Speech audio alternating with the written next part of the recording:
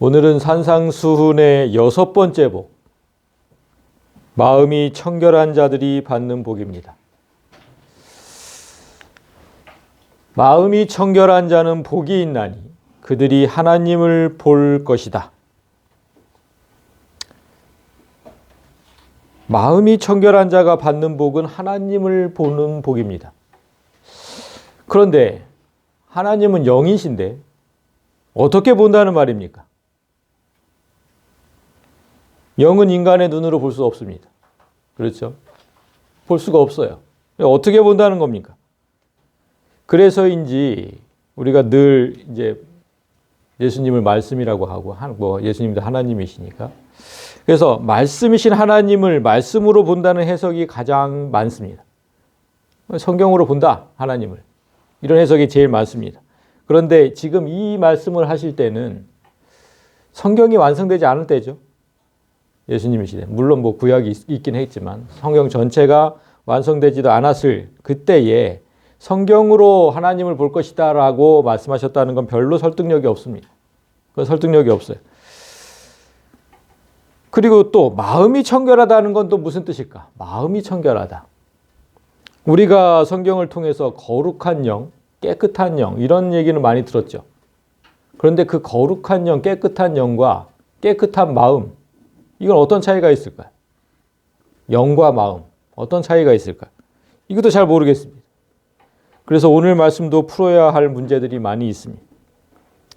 첫 단어 마음, 이 마음부터 보겠습니다. 마음이 도대체 무엇이냐? 까르디아라는 단어인데 그냥 마음입니다. 마음. 우리 말로도 그냥 마음. 근데 여러분 한번 생각해 볼까요? 우리 신체 중 마음이 어디일까요? 우리 신체 중 마음이 어디일까요? 이 머리, 뇌? 그러면 가슴? 심장?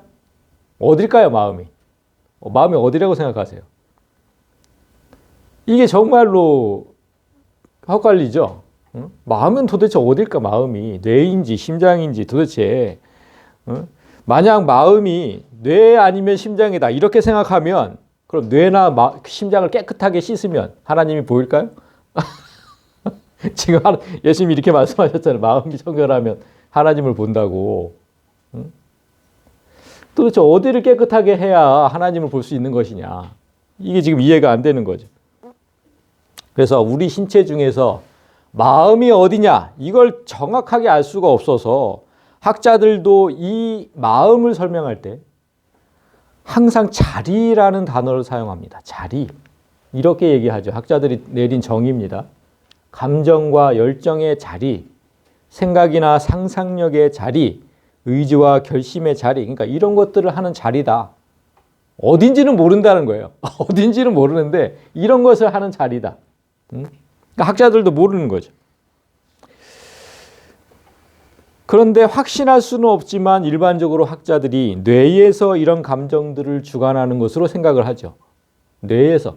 그래서 좌뇌, 우뇌 이렇게 나눠가지고 이게 얘기를 하잖아요.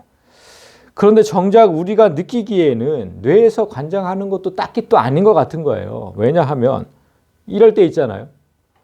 내 머리로는 이래야 한다고 생각하는데 내 가슴은 그게 안 돼. 내 마음은 그게 안 돼. 내 마음은. 이럴 때가 너무 많잖아요. 지적인 머리로는 우리의 지적인 머리로는 이래야 하는 줄 알아요. 그런데 내 마음은 그 상식과 지식을 따르기 싫을 때가 있거든요. 진짜 그래야 되는지 아는데 그렇게 하기 싫은 거예요. 그럼 뭔가 지금 뇌와 마음이 다르다는 거잖아요. 그래서 뇌가 마음이라고 단정하기에는 무리가 있는 거예요. 이렇게 마음이란 곳의 위치를 잘 모르니까 학자들이 그런 일을 하는 자리다 이렇게 얘기를 한 거죠.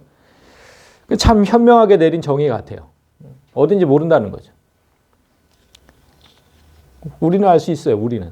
왜냐하면 성경에 기록되어 있으니까. 마음이 어딘지. 학자들은 모르지만. 인간의 지식으로는 모르지만 우리는 알 수 있습니다. 자, 까르디아. 이 단어가 성경에 무려 1000번 넘게 쓰였습니다. 신구약 전체를 통해서. 내가 그거 보느라고 1000번 넘게 1000번 넘게 어떤 식으로 쓰였는지를 이제 뭐 대충이라도 봐야 될 거 아니에요.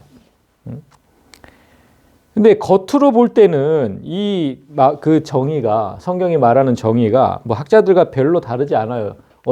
이 한 구절을 볼까요? 누가복음 6장 45절을 보면 선한 사람은 마음에 쌓은 선에서 선을 내고 악한 자는 그 쌓은 악에서 악을 내나니 이는 마음에 가득한 것을 입으로 말함이니라. 그러니까 이 말씀도 대부분 우리의 감정과 생각, 상상과 결심 등이 나오는 것이다 이렇게 표현하고 있습니다. 학자들과 별로 다르지 않죠. 그런데 1000개가 넘는 구절 중에 유독 한 구절을 이상하게 번역을 해놨습니다. 마음이라는 단어를 이상하게 번역을 해놨어요. 만약 이 구절이 없었다면 우리는 그 마음이 어딘지 잘 몰랐을 거예요. 근데 그 한 구절에서 마음이 어딘지 알았거든요. 진짜 그 1000개가 넘는 구절 중에 이 구절을 저한테 보여주신 것도 이게 정말 은혜 아닙니까? 어떻게 봅니까? 그 1000개가 넘는 거를 다 제가 원어로 다 본 게 아니라 정말 보게 하신 거거든요. 보게 하신 거. 어디냐면 여기입니다. 마태복음 12장 40절. 요나가 밤낮 사흘 동안 큰 물고기 뱃속에 있었던 것 같이 인자도 밤낮 사흘 동안 땅 속에 있으리라. 우리말로는 똑같이 속에죠. 속에. 여기서 물고기 뱃속은 제가 헬라어로 그래서 해놨어요. 엔, 뭐뭐 안에라는 뜻입니다. 맞습니다. 뱃속, 배 안에. 물고기 배 안에, 뱃속에. N이 맞아요. 그런데 이 땅속이 문제입니다. 이 땅속이. 똑같이 땅 속에, 땅 안에면 N을 썼어야 돼요. 근데 마음이라는 단어, 우리가 오늘 지금 본 단어, 까르디아가 쓰였다는 거죠. 여기에. 이거 너무 이상하잖아요. 이거 보는 순간에 제 눈이 확 띄인 거죠. 여기에 까르디아가 쓰였다고? 그러니까 지금 무슨 뜻입니까? 예수님께서 밤낮 사흘 동안 십자가에 달려 돌아가신 다음에 사흘 동안 부활하시기 직전에 사흘 동안은 땅의 마음속에 있을 것이다 이렇게 얘기한 거예요. 그죠? 땅의 마음속에 있을 것이다. 와, 이런 구절을 보면 너무 막 그냥 이게 흥분되지 않습니까? 이게 무슨 뜻일까 봐.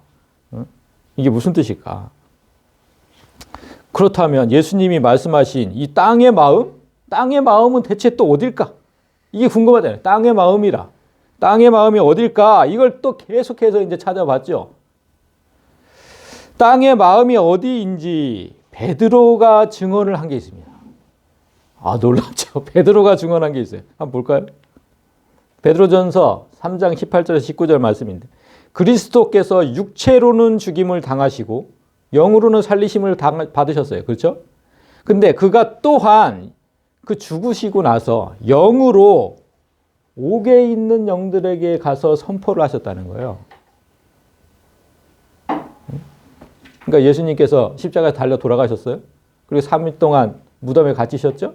그때 영으로 옥에 있는 영들에게 가서 선포를 하셨다. 여기서 감옥에 있는 영들이 누구인지를 계속해서 보면 그들은 감옥에 있는 영들은 전에 노아의 날 방주를 준비할 동안 하나님이 오래 참고 기다리실 때에 복종하지 아니하던 자들이라. 그러니까 노아 때 일어난 홍수로 노아의 가족 8명만 빼고 다 죽었잖아요. 그 영혼들이라는 거예요. 그 영혼들한테 가서 선포를 하셨다는 거예요. 그 영혼들한테 선포를 하셨다. 무엇을 선포하셨을까요? 그 영혼들이. 그러니까 지금 이 말씀은 노아 때 이후로도 계속해서 하나님 말씀에 순종하지 아니하는 자들, 그러니까 천국에 가지 못하고 음부로 떨어진 자들, 그 자들이 갇힌 곳, 그런 자들이 갇힌 곳에 예수님이 내려가셨다. 이 표현이거든요. 그래서 우리가 그때 한번 얘기한 적이 있죠. 사도신경의 원래 원문에는 예수님께서 지옥으로 내려가셨다가 올라오셨다. 이런 원문이 있어요. 우리나라 사도신경에서 그걸 뺀 거지. 이 구절 때문에 그런 거예요. 이 구절 때문에. 그것도 좀 해석에 문제가 있는데 지금 그 얘기는 하지 않고 어쨌든 지금 베드로는 지금 뭐라고 하는 겁니까? 지금 예수님께서 죽은 자들이 마지막 심판을 기다리며 거처하는 장소. 예수님 다시 이 땅에 내려오시는 날 그때 마지막 심판이 이루어지니까 그때까지 머무는 장소가 음부거든요. 죽은 자들이. 그때까지 거처하는 장소 음부에 내려가셨다고 지금 증언한 거예요. 베드로의 도움으로 지금 땅의 마음이 어디인지 우리가 지금 알 수 있는 거예요. 땅의 마음은 죄인들이 거하는 음부였던 거예요. 그러니까 예수님께서 내가 땅의 마음 속에 3일 동안 있을 것이다 이렇게 얘기했는데 베드로는 지금 그 음부가 지금 땅의 마음이라고 얘기한 거예요. 이를 증명하듯이 아까 요나가 물고기 뱃속에 있었듯이 이랬잖아요. 그 요나도 그 물고기 뱃속이 음부였다고 고백을 합니다. 볼까요? 요나서 2장 2절에 내가 받는 고난으로 말미암아 여호와께 불러 아뢰었더니 주께서 내게 대답하셨고 내가 스올의 뱃속에서 부르짖었더니 주께서 내 음성을 들으셨나이다. 지금 물고기 뱃속이 스올의 뱃속이다 이렇게 표현한 거예요. 그러니까 히브리어로는 스올이고 헬라어로는 그 하데스라고 하는데 모두 음부라는 음부. 죽은 자들이 거처하는 곳이에요. 마지막 심판 때까지 죽은 자들이 거처하는 곳. 뭐 우리 같은 사람이야 음부로 내려가지 않고 하늘로 가겠지만 마지막 심판 때까지 거처하는 곳, 죽은 믿지 않고 거처하는 곳, 그것이 음부인데 성경이 음부로 내려간다는 표현을 쓰거든요. 음부로 내려간다. 그런 표현을 쓰기 때문에 땅의 마음은 땅의 가장 깊은 곳을 말하는 거예요. 땅의 가장 깊은 곳. 그런데 여기서 주의할 점이 뭐냐면 가장 깊은 곳이라고 하니까 또 성도들이 일반적인 깊이로 생각하는 성도들이 있어요. 이게 지금 보면 과학자들이 말하는 지구의 구조래.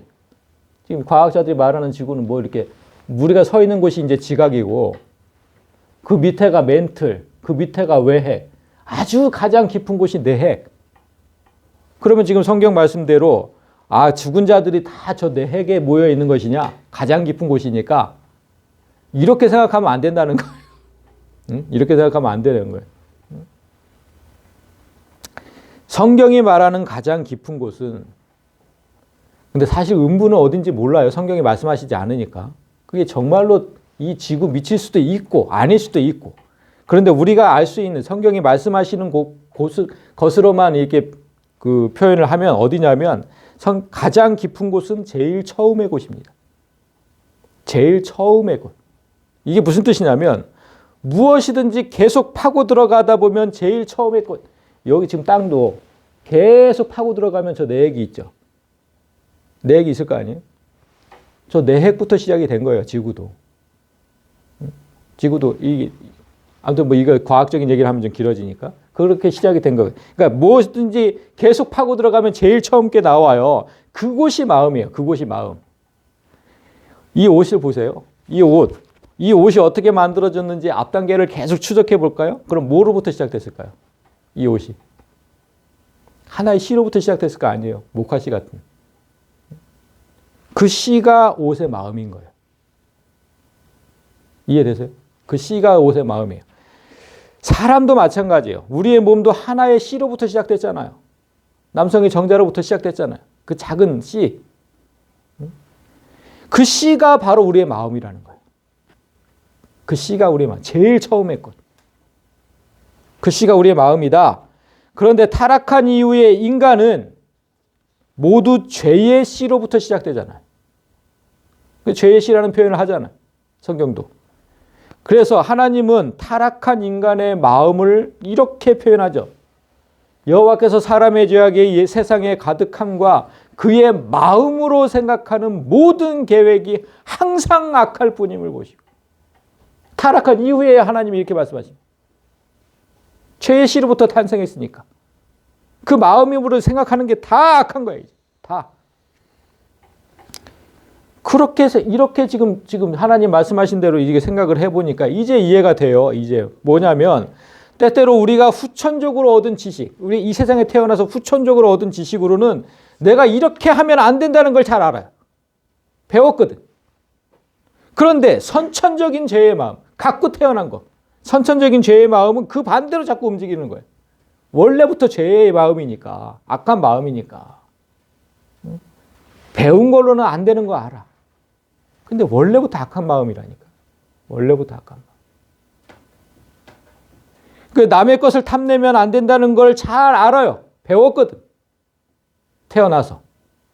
그런데 자꾸만 죄의 마음은 반대로 움직여요. 자꾸만 탐하게 돼요. 자꾸만. 그래서 마지막 10계명 마지막 구절도 이웃의 것을 탐하지 말라 아닙니까? 이웃의 아내나 뭐 여종이나 뭐 남종이나 뭐 다 하나님께서 그렇게 경계를 하신 거죠. 그리고 사랑하면 안 되는 사람인 줄 알면서도 죄의 마음은 자꾸 사랑하라고 부추겨요. 절대로 사랑하면 안 되거든요. 유부남 유부녀 사랑하면 안 되잖아요. 근데 자꾸만 죄의 마음을 사랑한다니까 그 사람을. 그래서 나훈아 씨의 그 유명한 노래가 나온 겁니다. 내가 왜 이러는지 몰라. 자꾸만 왜 이러는지 몰라. 그 가사를 들어보면 진짜 사랑하면 안 되는 사람을 사랑하는 거예요. 이래선 안 되는 줄 알아. 이제는 남인 줄도 알아. 다른 사람이 된 거지. 다른 사람의 사람. 그래서 그 가사가 정말 마지막에 이러죠. 이러는 내가 정말 싫어. 이러는 내가 정말 미워. 거기까지 들으니까 진짜 성경적인 가사 같은 거예요. 성경적인 가사. 남의 걸 탐내는 마음은 정말 미워해야 되는 거거든요. 성경적이잖아요. 그런데 그 가사처럼 내가 정말 왜 그러는지는 우리가 알아야 돼요. 내가 정말 왜 그러는지. 자꾸만 이러면 안 되는 줄 알면서도 왜 그러는지. 이건 잘 알아야 되잖아요. 우리가 한번 생각해 볼까요? 인류의 역사를 거슬러 처음으로 올라가면 아까 우리가 뭐 옷도 처음으로 가보고 다 그랬잖아요. 인류, 사람의 역사를 처음으로 가면 누가 등장합니까? 첫사람 아담이 등장하잖아요. 그런데 그 아담은 우리처럼 남성의 씨로 태어나지 않았죠. 그렇죠? 뭘로 태어났습니까? 그냥 흙으로 만들어졌어요. 흙으로. 우리처럼 그렇게 태어나지 않았어요. 흙으로 태어났죠. 그래서 하나님께서 네가 흙으로 돌아갈 때까지 얼굴에 땀을 흘려야 먹을 것을 먹으리니 네가 그곳에서 취함을 입었음이라. 너는 원래 흙으로 만들어졌다. 그러니까 너는 흙이니까 이제 흙으로 돌아갈 것이다. 이렇게 말씀하셨잖아요. 하나님께서 처음 지으셨던 사람의 본질은 흙이에요. 흙. 동물적 생식을 통해서 번성할 때는 하나의 씨로 태어나지만 우리는 동물적 생식을 통해서 태어났지만 그보다 저 한 단계로 올라가면 우리의 본질은 흙이었다는 거죠. 그러니까 그 흙이 마음이라는 거죠. 우리의 마음은. 그 흙에서부터 시작되었다. 흙에서부터. 제일 깊이 있는 게 마음이라고 그랬으니까 한 단계 더 올라가면 흙 아닙니까? 예수님은 그 흙 속에 들어간 거고 그 마음 속에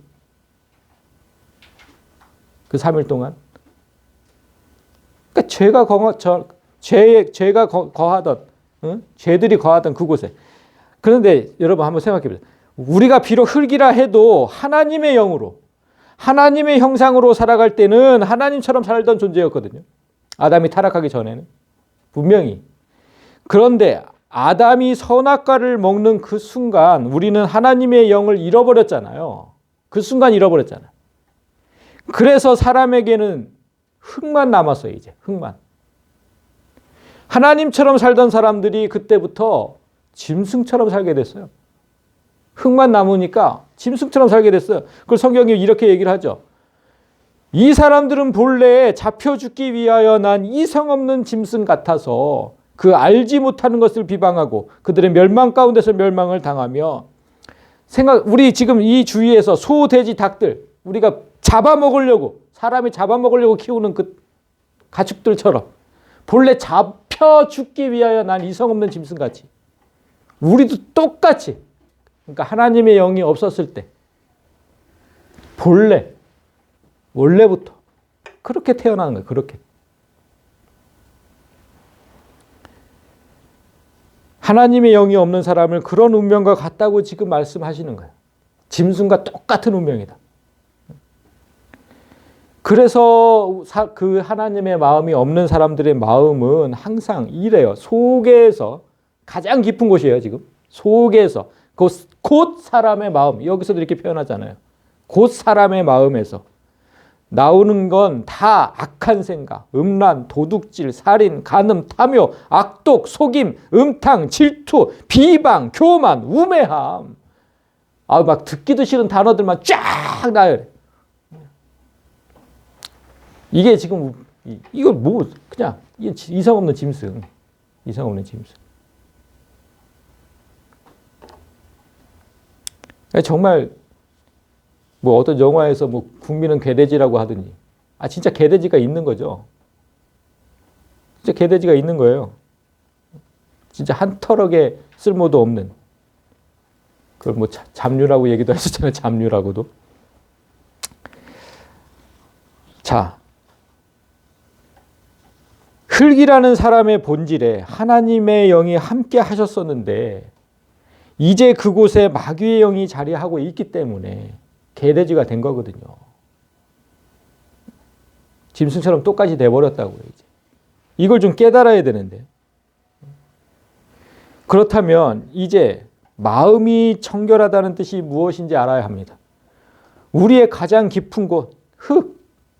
그 흙, 가장 처음 본질인 이 흙의 육체가, 이 육체 흙이잖아요.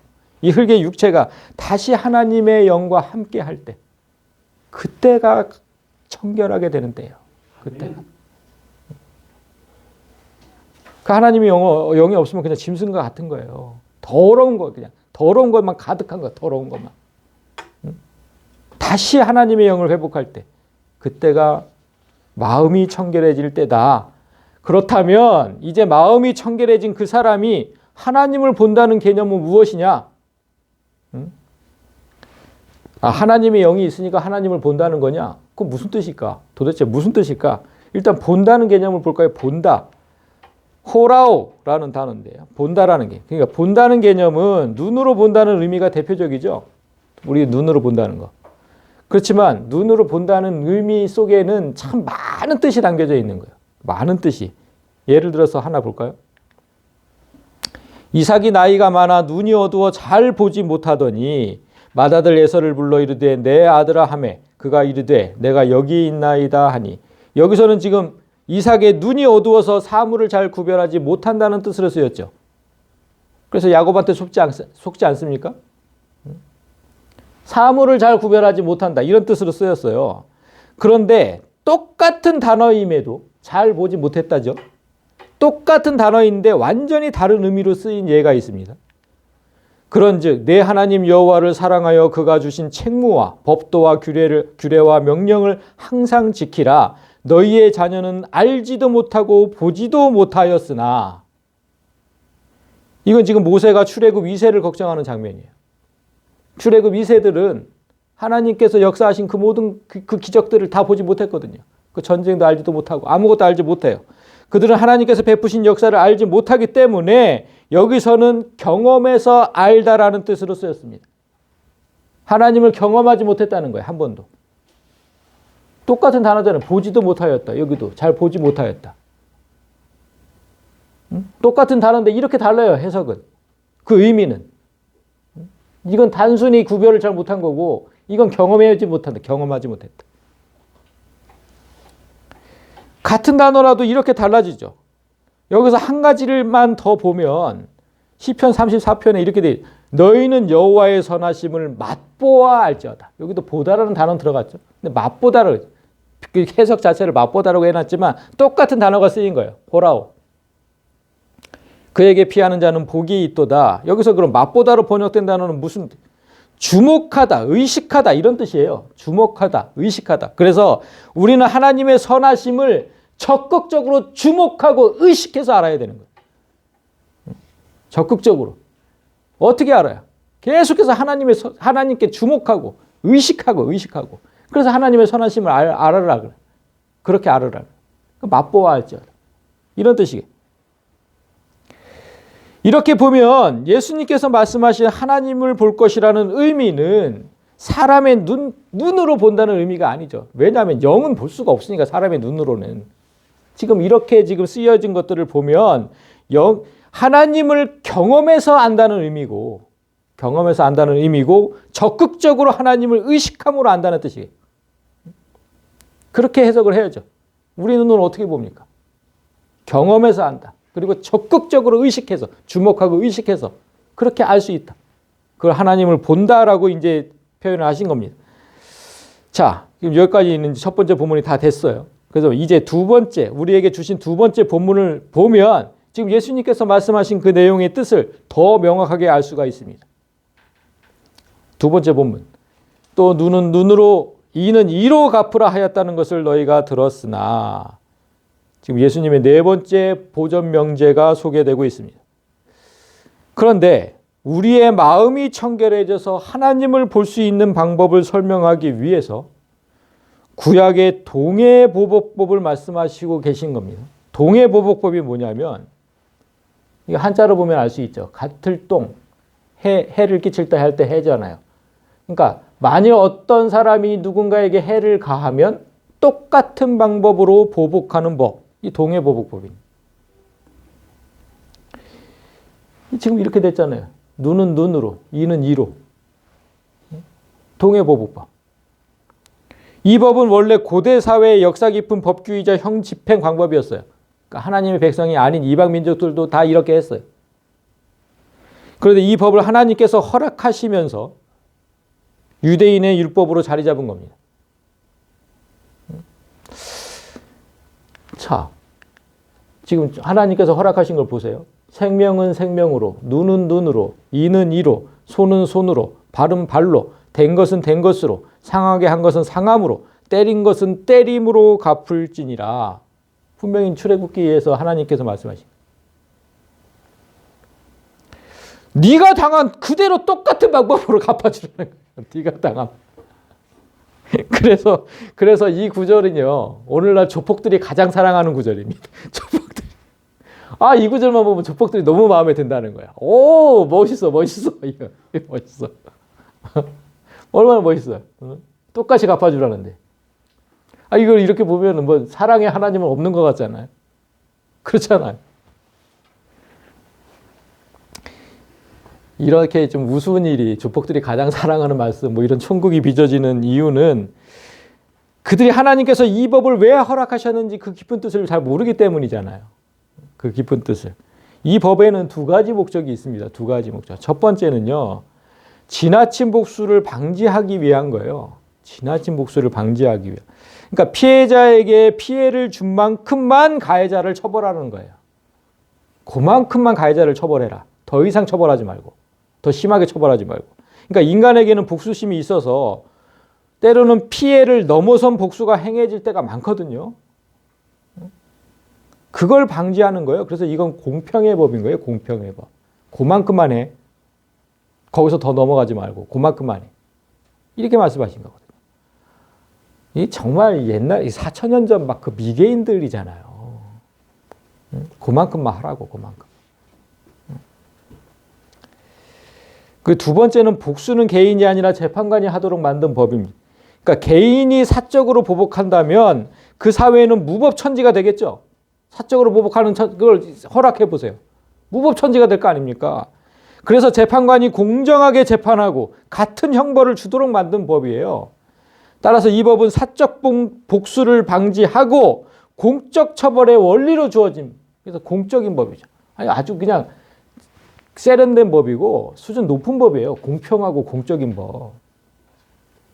그렇게 막 조폭들이 좋아하는 법이 아니고.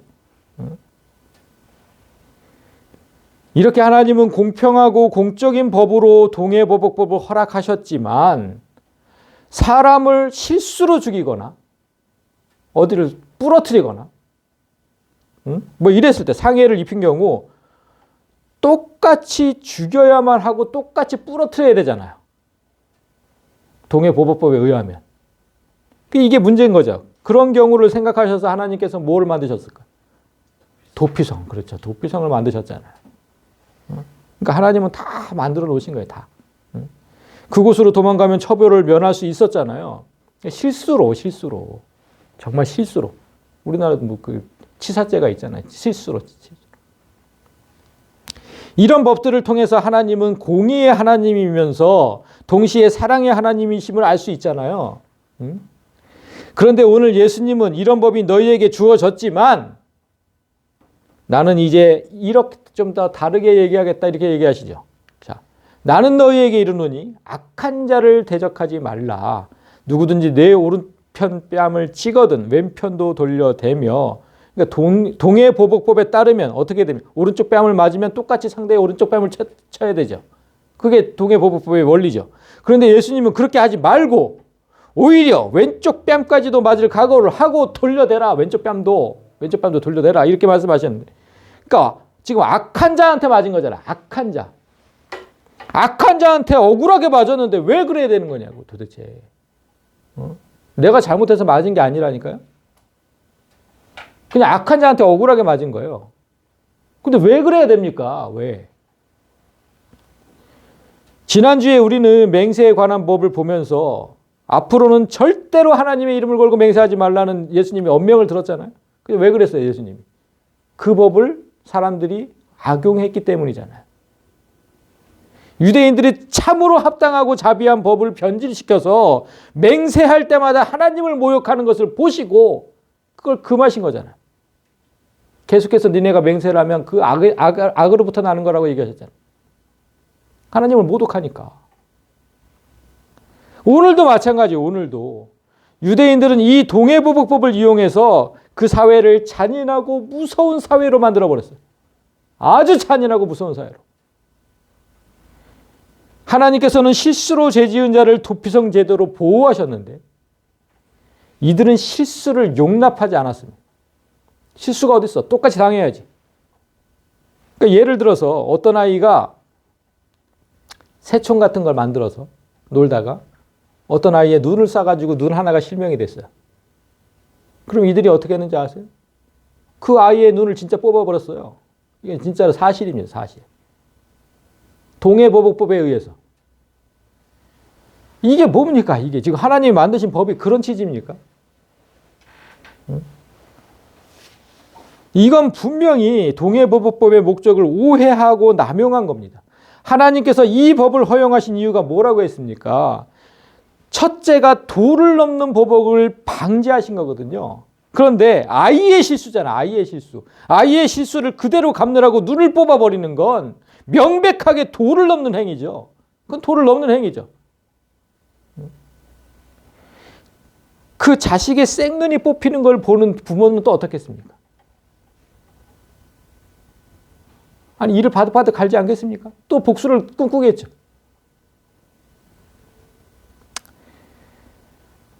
악한 감정만 남아서 어찌하면 복수할 것만 생각할 거예요. 뭐 동해보복법이니까 어찌할 수 없다 뭐 이렇게 생각하지 않아요. 그래서 이 법을 허용하신 두 번째 이유가 그 처벌을 네가 개인적으로 하지 말라는 거예요 했잖아. 근데 왜 개인적으로 그 눈을 뽑아버리냐고. 국가와 사회에 맡겼어야죠. 그래야 개인적인 보복이 계속 이게 반복되지 않잖아요. 오늘 예수님도 그런 사태를 방지하기 위해서 말씀하신 겁니다. 뺨을 때린다는 건 정말 모욕적인 폭력이죠. 뺨 맞는 건. 그런데 지금 예수님 말씀하신 거는 지금 오른손, 우리가 항상 그때도 얘기했죠. 오른손, 오른편, 뭐 의를 이제 상징하기 때문에 항상. 그래서 유대인들은요 항상 오른쪽 손을 썼거든요. 왼손을 다 쓰지 않았어요. 오른쪽이 의라는 걸 알기 때문에. 그 오른쪽 뺨으로 지금 오른쪽 뺨을 맞았다는 건 어떻게 되는 겁니까? 지금 이렇게 제가 오른손으로 치면 사람의 왼뺨을 치게 되거든요. 근데 오른쪽 손을 쓰면서 오른쪽 뺨을 또 이렇게 쳤다는 거예요. 이렇게. 손등으로 쳤다는 거예요. 손등으로 이렇게. 이건 더 기분 나쁜 거예요. 더 아프기도 하고 이 바닥보다 여기가 더 아프지 않겠습니까? 아프기도 하고 더 기분이 나빠요. 그래서 상대방에게 모욕을 줘서 더 오랜 트라우마로 남게 됩니다. 근데 그렇게 때린 거예요. 그런데 예수님은 지금 상대방이 그렇게 악한 감정으로 나에게 모욕을 주기 위해서 때렸는데도 그 모욕을 갚기 위해서 똑같은 모욕을 주지 말라는 거예요. 그런 마음조차를 갖지 말라는 거예요. 참으로 억울하지만 왼편까지 돌려대라. 왜 그래야 하는지 이제 우리 이제 이 시간 마지막 시간에 마지막에 알게 됩니다. 자, 일단 넘어갑니다. 하나님의 영이 없는 자들은 마치 아까 뭐라 그랬어요? 잡아먹히기 위해 태어난 자들과 짐승과 같다 그랬잖아요. 짐승과 같다고. 그러니까 거기 그 짐승과 같은 사람에게 대적하지 말라는 건데, 자, 이런 자가 행하는 일을 한 가지를 더 말씀하십니다.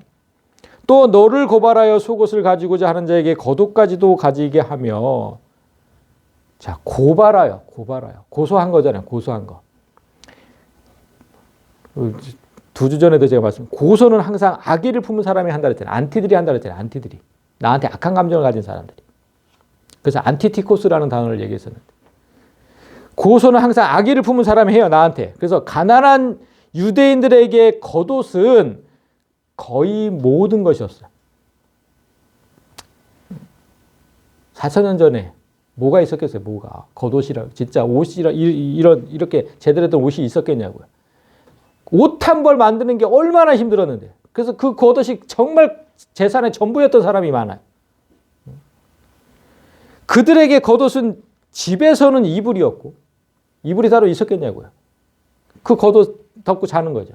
집에서는 이불이었고, 집 밖에서는 외투였고, 여행 갈 때는 침낭이었어요. 그냥 거의 전부예요. 그래서 율법에도 겉옷은 절대로 차압하지 말라고 명령을 합니다. 출애굽 22장을 보면 네가 만일 이웃의 옷을, 겉옷을 전당 잡거든 해가 지기 전에는 반드시 그에게 돌려보내라. 해가 지면 되게 춥거든요. 그것이 유일한 옷이다. 걔한테는. 그것이 그의 알몸을 가릴 옷인지 그가 무엇을 입고 자겠느냐. 그 추운 데서. 이건 잡으면 안 되는 거예요. 차압하면 안 되는 거예요. 이렇게 율법으로 겉옷을 차압하는 것을 막고 있으니까 속옷을 가져간 거예요. 속옷을 가지고. 그런데 여러분 생각해 보세요. 그의 목적이 정말 속옷이겠습니까? 그 속옷이 뭐가 돈이 되겠다고. 그 목적이 속옷이겠냐고. 그 냄새나는 속옷. 옛날에 무슨 샤워라도 했겠냐고. 냄새나고 그 값어치도 없는 그 속옷이겠냐고요. 속옷을 뺏기는 모욕을 당하는 것 지금. 속옷을 내리면 어떻게 돼요? 그건 진짜 모욕이지. 그 모욕을 당하기 전에 겉옷을 주리라는 계산이 이미 서 있는 거예요. 겉옷을 가져가시라고. 누가 그 빨개 벗겨지는 걸 당하겠냐고. 얼마나 악한 자들입니까? 율법으로 막고 있으니까 내가 가진 게 아닙니까? 얘가 준 거예요, 그냥 얘가. 이렇게 악한 자들을 상대하지 말고 그냥 겉옷까지 주라는 거예요. 계속해서 억울한 일들만 말씀하시는 거죠. 왜 억울하게 우리는 그래야 되는지. 또 누구든지 너로 억지로 오리를 가게 하거든 그 사람과 심리를 동행하고.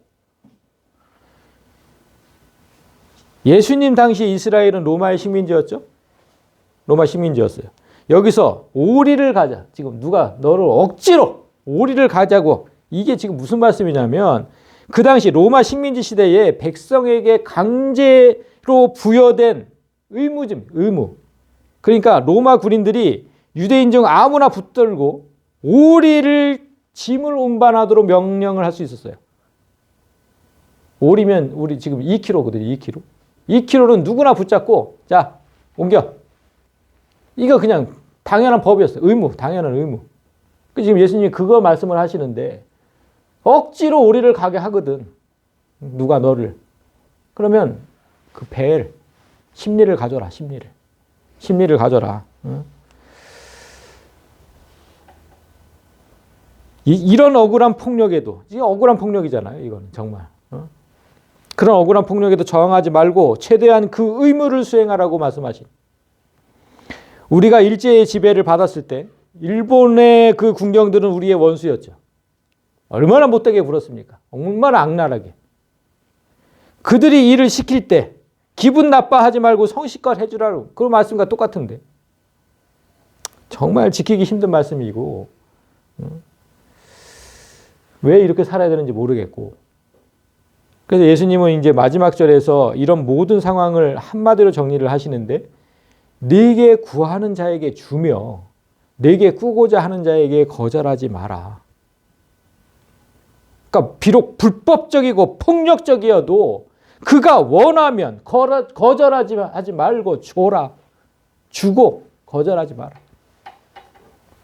그게 불법이고 뭐 폭력이고 따지지 마라. 그냥 원하면 누구든지 원하면 줘라. 왜 이래야 되는 거예요? 우리 왜 이래야 되는 거예요? 아니 불법이고 폭력이면 그거 거절해야 되는 거 아니에요?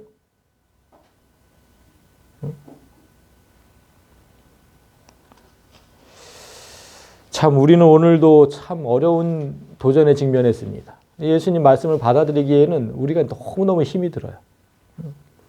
그러니까 지금 하나님을 보기 원하면 오늘 이 예수님 말씀을 이걸 다 해야 되는 거예요. 하나님을 보기 원하면. 정말. 그러면 어떻게 할까요? 그냥 하나님 보지 말고 살까요? 그냥? 이거 어떻게 해요, 이거? 그냥 하나님 보는 거 포기하죠, 뭐. 꼭 하나님, 뭐 나중에 천국 가면 볼 건데 꼭 지금 봐야 되겠냐고요. 지금은 좀 편하게 살고. 그런데 예수님 말씀은 지금 이 땅에서 그렇게 살지 않으면 나중에도 하나님을 볼 수 없다는 거예요. 천국에 가지 못한다는 거예요. 지금. 그게 문제인 거죠, 그게. 이거 안 해도 천국 갈 수 있다 그러면 안 하죠. 당연히 안 하지. 그게 아니고 이 땅에서 반드시 해야 된다는 거예요. 그래야 천국을 갈 수 있다. 그렇다면 어쩔 수 없이 정말 죽기 살기로 해야 되잖아요. 죽기보다 하기 싫은데 죽기 살기로 해야 돼. 절대 쉬운 일은 아닌 일. 그래서 예수님은 그렇게 살 수 있는 법을 첫 번째 본문에서 말씀하신 거예요. 마음이 청결해야 하나님을 볼 수 있다고 했잖아요. 마음이 청결해야. 그 마음은 사람의 원초적인 모습이라고 했죠. 흙이라고 했어요. 흙. 그런데 나에게 물리적, 정신적 폭력을 가했던 그 사람도 흙이고 또 피해자인 나도 흙이고 사람은 다 흙이거든요. 다르지 않아요. 나라고 다르지 않아요. 나도 흙인데 나도 그도 모두 타락했고 그렇죠? 모두 악하다는 얘기예요. 원래는 아까 그랬잖아요. 본래. 그러니 악으로 악을 갚으면 그 악의 순환은 끊이지 않고 계속 반복이 되는 거죠. 지금 내 안에 하나님이 계신 것처럼 우리가 예수를 만나기 전에는 사탄이 내 안에 함께 있었잖아요. 하나님의 원수, 사탄이 우리와 함께 있으니까 우리도 자연히 하나님의 원수로 있었던 시절이 있었거든요. 그 성경이 이렇게 얘기하죠. 우리가 원수 되었을 때, 하나님의 원수 되었을 때 그의 아들의 죽으심으로 말미암아 하나님과 화목하게 되었다. 우리는 다 하나님의 원수였거든요.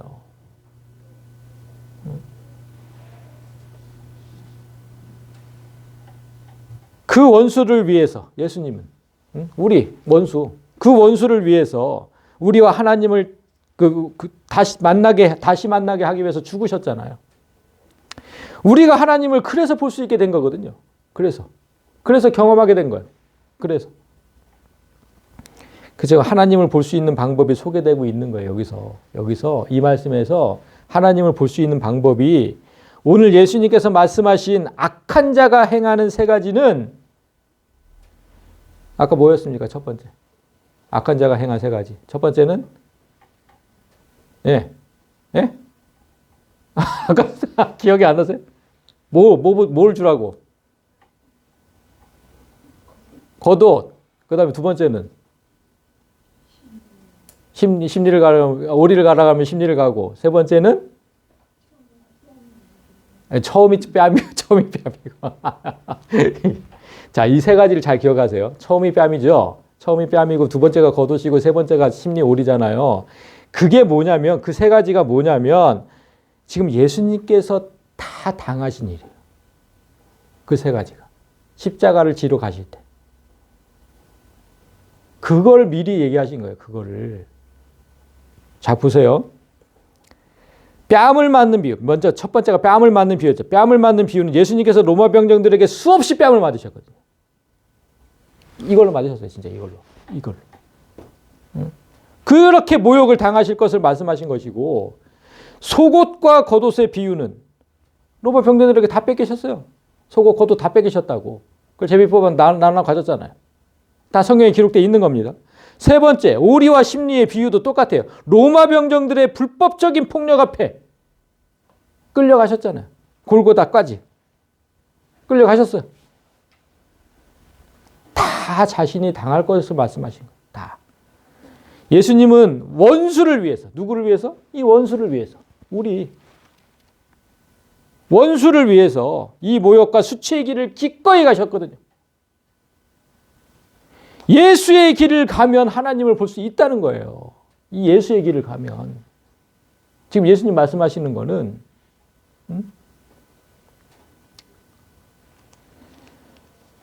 그래서 아까 처음에 나는 너에게 이르노니 악한 자를 대적하지 말라. 여기서 악한 자가 누굽니까? 여기서 악한 자, 하나님의 원수, 나를 포함한 모든 사람이었다니까요. 나를 포함한 모든 사람. 따라서 악한 자를 대적한다는 것은 곧 나를 대적하는 것과 똑같은 거예요. 나도 악한 자였어요. 나도. 응? 자, 악한 자를 대적한다는 건 곧 나를 대적하는 것과 같다. 이게 무슨 의미인지 예를 들어서 한번 설명을 해볼게요. 시골 마을에 기독교인 농부가 있었어요. 기독교인 농부. 근데 어느 해 여름에 심한 가뭄이 찾아왔어요. 다행스럽게도 그 농부의 논에는 아직 물의 여유가 있었어요. 논에 물이 차 있었어요. 그런데 옆에 이웃집 논에는 바짝바짝 말라가네. 미리 물을 안 대놓은 거죠. 그런데 어느 날 논에 가보니까 그 물이 우리 집 논의 물이 이웃집 논으로 이렇게 빠져나가고 있는 거예요. 열이 확 받잖아요. 뭐 기독교인이도 뭐 아니도 물 열이 확 받는 거죠. 지금 가뭄이 너무너무 심각한데. 그래서 당장 이웃에게 달려갔어요. 왜 우리 집 논을 니네 집 논에도 되느냐? 이게 뭐 어디서 있다, 뭐 이렇게 승질을 내고 당연한 자기 권리를 주장해서 물꼬를 다시 막아버렸어요. 당연한 내 권리 맞잖아요. 내 논의 물이었으니까. 그런데 이튿날에 가보니까 또 물이 빠지고 있는 거예요. 이웃집은 다 죽어가고 있으니까 물 좀 나눠 갖자고 하는 건데. 내 논 지금 다 죽어가고 있으니까. 또 빠져나가고 있어. 그래서 다시 찾아가서 대판 싸웠어. 그냥 멱살을 잡고 욕을 하고 막. 한번 하지 말라 그랬으면 하지 말아야지. 대판 싸웠어. 그리고 다시 물꼬를 그냥 막아버렸어요. 그러는 동안에 평소 정말 사이좋게 지내던 이웃과 이제 원수가 돼버렸어. 마음의 평안은 없어져 버렸어. 사이좋은 이웃과 원수가 됐는데 어떻게 마음이 평안해요? 그래서 그는 기도하기 시작했습니다. 주님, 저는 정말 잘못한 게 없는데, 제가 잘못한 건데. 왜? 저는 지극히 정당한 일을 했는데 왜 내 마음속에 이렇게 평안이 없습니까? 왜 내가 이렇게 괴로워야 됩니까? 이렇게 악한 자를 대적한다는 것은 곧 나를 대적하는 거예요. 옆에 사람이 악한 일을 했어요. 남의 것을 가져갔으니까. 그렇지만 그 악한 자를 대적하면서 내 마음속에 평안이 없어졌다니까? 나를 대적한 거죠. 나를 대적한 거예요, 그거는. 그래서 주님께서 이렇게 말씀하셨어요. 얘야, 너는 정당한 일만 하려고 하느냐? 정당한 일보다 더 위대한 일을 할 수 없느냐? 응? 야, 정당한 일보다 더 위대한 일을 할 수 없느냐? 이렇게 얘기. 그러니까 농부가 놀라면서 물었어요. 하나님, 정당한 것보다 더 위대한 일이 있습니까? 하나님은 의의 하나님인데 그 의로운, 그 정당한 거, 의로운 거, 그거보다 더 위대한 일이 있습니까? 그래서 하나님이 그 질문에 이렇게 말씀하세요. 내가 너희에게 베푼 것처럼 그 사람에게 대해라. 이렇게만 말씀하셨어요. 그러니까 농부가 곰곰하게 생각해 봤어요. 정당한 것보다 더 위대한 일이 뭘까? 그리고 마침내 그걸 깨달았어요. 곰곰이 생각한 끝에 깨달았어요. 그래서 그는 자기 논에 물꼬를 터서 이웃집 논에 가서 댔어요. 스스로. 놀라운 건 그렇게 하면 내 논의 벼가 정말 충실히 자라지 못할 수도 있는데도 불구하고 그의 마음에 평안과 기쁨이 샘솟기 시작했다는 거예요. 왜 이런 현상이 일어나는지 우리는 잘 알아야 되는 거예요. 왜 이런 현상이 일어날까? 내 재물이 다 죽게 생겼는데. 하나님께서, 여러분, 만약 하나님께서 정말 정당한 일만 행하셨다면, 의로운 일만 행하셨다면 우리는 모두 죽었을 겁니다. 우리는 모두 죽었을 거예요. 그러나 정당한 일보다 더 위대한 일, 사랑을 행하셨기 때문에 우리가 다 사는 거거든요. 농부가 깨달은 것도 그 사랑입니다. 농부가 깨달은 것도. 내가 행한 대로 행하라. 그 사랑. 자, 아까 첫 구절 잘 보세요. 요나가 밤낮 사흘 동안 큰 물고기 뱃속에 있었던 것 같이 인자도 밤낮 사흘 동안 땅 속에 있으리라. 예수님께서 음부에 내려가셨던 일을 잘 기억하셔야 돼요. 우리의 모든 죄를 지신 예수님께서 당연히 죄인들이 머무는 곳에 내려가실 수밖에 없었잖아요. 죄를 다 가지고, 내 죄를 다 가지고 죄인들이 머무는 곳에 내려가셨잖아요. 그래서 음부에 내려가신 거예요. 그러나 그 죽음의 장소에 머무르지 않고 죄의 권세를 깨뜨리셨잖아요. 거기서 죄를 깨뜨리시고 죽음의 장소에 머무르지 않고 사망 권세 다 깨뜨리시고 당당하게 부활하셨잖아요. 당당하게. 그곳에서, 죄의 장소에서. 지금 우리는 산상수훈을 통해서 예수로 사는 훈련, 경건 훈련을 한다고 제가 첫 번째 시간에 얘기했어요. 이 산상수훈을 훈련해서 우리는 예수로 사는 훈련을 해야 된다. 그게 경건 훈련이다. 따라서 예수께서 지금 그 죄의 장소에서 이기고 승리하셨다면 우리도 똑같이 죄에서 이기고 승리할 수 있어야 되는 거잖아요. 우리가 그 예수처럼 살아야 되는 거잖아요. 그 죄를 이겨야 된다고, 죄를. 죄를 이길 수 있는 단 하나의 방법이 뭐라고요? 사랑밖에 없는 거예요. 사랑밖에. 그래서 이렇게 말씀하시잖아요. 무엇보다도 뜨겁게 서로 사랑할지니 사랑은 허다한 죄를, 모든 죄를 포함합니다. 모든 죄를. 사랑.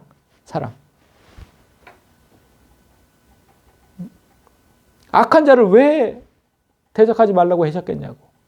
그 죄, 악한 자. 너도 처음에는 다 그런 죄인이었다. 너도 처음에는. 근데 내가 너를 어떻게 그 악한 것에서 꺼냈냐. 내가. 너도 그래야 될 거 아니냐, 이거 너도. 응? 오늘 마음이 청결한 자가 하나님을 본다는 말씀을 잘 정리하십시오. 만약 한 번도 하나님을 여러분이 보지 못했다면, 하나님을 경험하지 못했다면 악한 자들에게 악한 마음으로 대했기 때문인 거예요. 똑같이 동해보복법으로 대한 거예요. 저도 진짜 그렇게 많이 했거든요. 나한테 내가 운전할 때 진짜 뭐 이렇게 이렇게 하면 나도 가서 막 했거든요. 동해보복법을 가한 거죠. 그런 것들이 너무나 부끄럽게 생각되고 너무나 죄송하고 하나님 앞에서. 그래서 내가 하나님을 경험하지 못했구나. 내가 하나님을 정말 확실하게 보지 못했구나. 반성하게 되는 거, 반성하게. 하나님께서 만약에 동해보복법을 우리에게 집행하셨다면 우리는 영원히 죽을 수밖에 없는 거예요. 동해보복법을. 그렇지만 하나님은 그 법보다 사랑의 법을 먼저 집행하셨어요. 이제 우리도 이 사랑의 법, 은혜의 법을 집행하며 살아야 되는 거예요. 그래서 오늘 설교 제목이 이 법대로 살자는 거예요. 이 법대로. 사랑의 법, 은혜의 법대로 살자. 흙이라는 죄의 본질을 다시 하나님의 형상으로 회복하고 우리도 십자가의 길을 가자는 거죠. 이 세상에서 당하는 모욕과 수치, 불공정하고 부당함을 이기기 위해서 사랑으로 싸우자는 거예요. 사랑으로. 똑같이 대하지 말고 사랑으로 대하자. 사랑으로. 그렇게 사랑의 길을 걷다 보면 우리는 반드시 하나님을 보게 돼요. 경험하게 된다. 내가 그 사랑의 하나님을 직접 이렇게 하고 다니는 거잖아. 그 하나님을 경험하게 된다고요. 아, 하나님이 이런 거구나. 하나님이 이런 거구나. 경험하게 돼요. 자, 여러분, 오늘 함께 예배드린 우리 모든 성도, 이 말씀을 듣고 계시는 모든 성도 모두가 정말 서로 뜨겁게 서로 사랑하면서, 그게 내 가족이든 교회 성도든 믿지 않는 사람들이든 다 뜨겁게 서로 사랑하면서 그들의 죄를 좀 덮어주자는 거예요. 그들의 죄를. 그렇게 뜨겁게 사랑하면서 하나님을 보며 사시기를, 체험하며 사시기를 진심으로 축복합니다. 아멘. 자, 우리